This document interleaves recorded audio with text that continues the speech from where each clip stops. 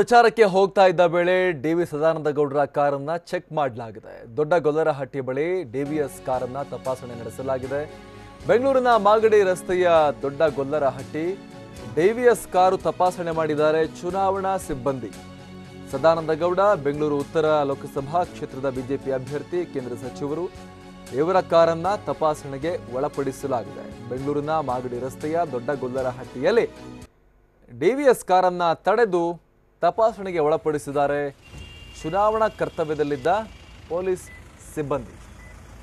DVS ಕೂಡ car ನಿಲ್ಲಿಸಿ ಕಾರಿಂದ ಹೊರಗಿಳಿದು ಅಧಿಕಾರಿಗಳ ತಪಾಸಣೆಗೆ ಇಲ್ಲಿ ಅನುವು ಮಾಡಿಕೊಟ್ಟಿದ್ದಾರೆ.